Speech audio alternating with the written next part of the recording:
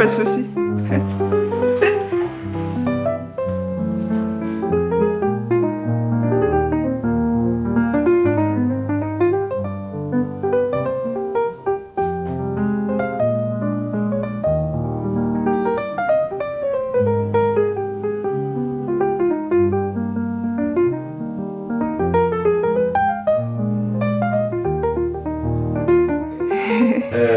Donc l'idée c'était pas d'avoir de meubles hauts dans la cuisine et donc c'était de mettre le frigidaire dans le mur. Donc en fait on a dans la cloison on a le frigidaire en partie haute et en partie basse on a la machine à laver qui se donne côté salle de bain. Et donc dans la salle de bain on a l'arrière du frigidaire et on a ici. Oui. Ça c'est vraiment intéressant comme l'idée.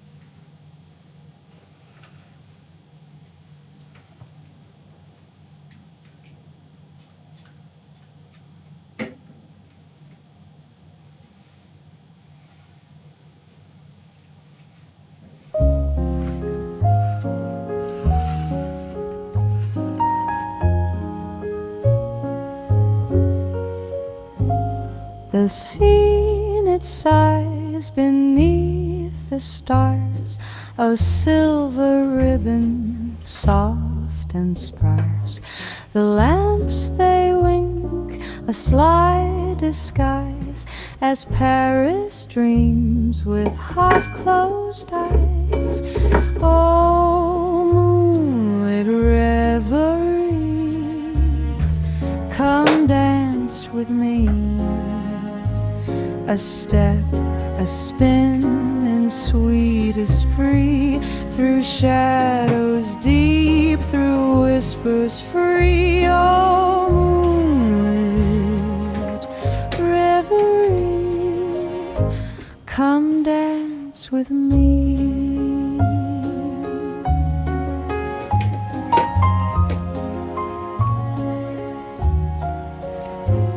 A cafe hums, a violin cries, a tune that lingers, never dies. Your hand in mine, a fleeting spark, two silhouettes in the velvet dark. The world may fleet, the hours may flee, but tonight it's just you and me.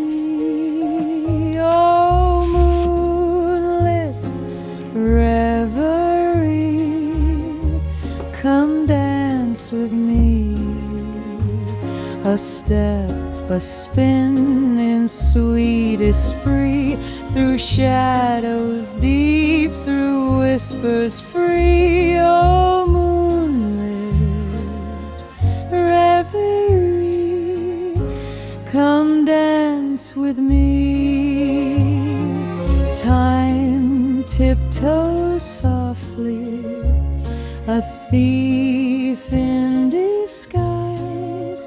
but the waltz keeps turning under midnight skies. With every turn the night renews, a fleeting moment, an eternal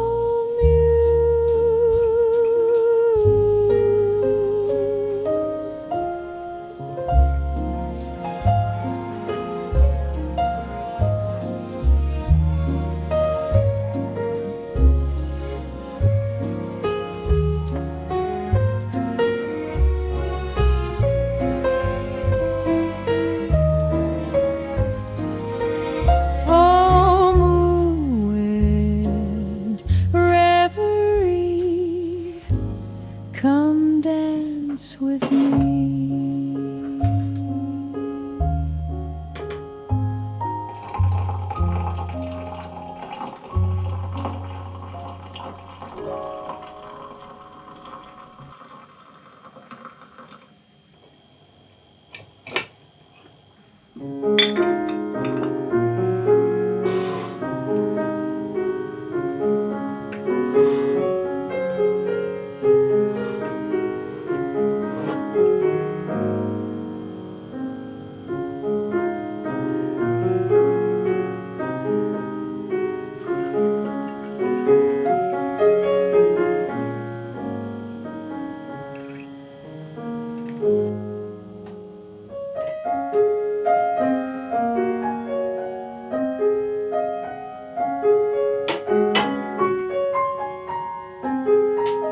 いかがでしたでしょうか。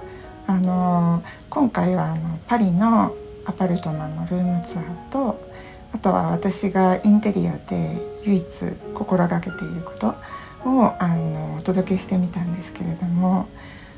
パリのアパルトマンは私がすごく好きなスロフトマガジンっていういろんなフランスのアパルトマンを紹介している雑誌があるんですけれども、その雑誌に掲載されていたパリのアパルトマンがすごく素敵だったので、そこの設計した建築事務所さんに連絡させていただいて撮影の許可をいただいたので、今回ジョイスチャンネルを通して皆さんに紹介できることになってすごい嬉しかったんですけれども、お住まいのジョアキムさんっていう方も設計士さん、建築家さんなのでご自身のアパルトマンを自らこう設計に、間取りとかの設計に参加して作り上げたっていうそういうお家になっていて、で私がすごくこう考えるフランスのアパルトマンのこう結構こう王道を行くようなそんなアパルトマンだったので本当にぜひそんなお家を一度紹介してみたいなってずっと思っていたんですよね。フランスのお家ってすごくこう古いものをすごく大事にして、その中にこう自分たちのこうテイストを加えていくっていうことがすごく多いんですけれど、まさになんかそういうお家でしたよね。で程よい具合にこう整えられていて、色味とかもすごいこう居心地のいい空間だなって思いました。はい。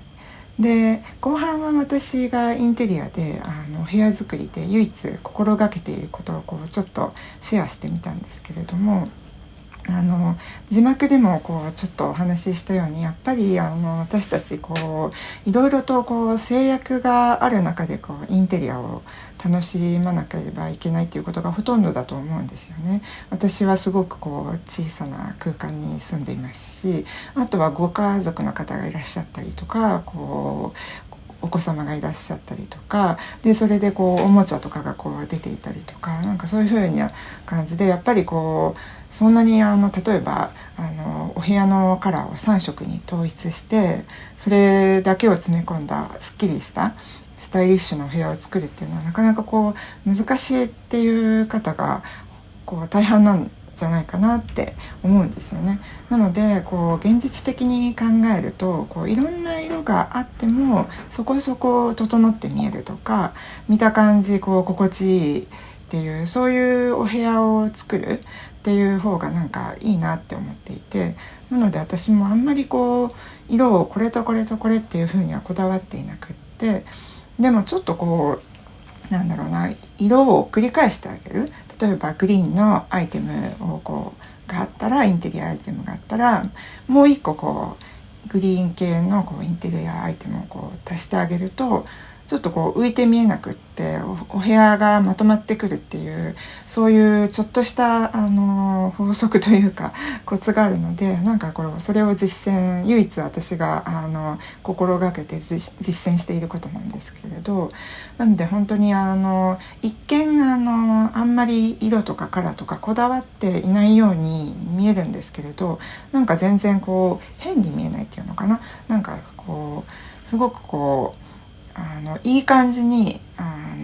ラフな感じに整ってる感じですよね。なんかそんな印象を与えるお部屋ができるんですね、なんかこのやり方だと。なのでずっと私はこっちが現実的だなと思って、そんなに深くこう色を統一するっていうことは考えないで、こんな感じでやっています。なのでぜひ皆さん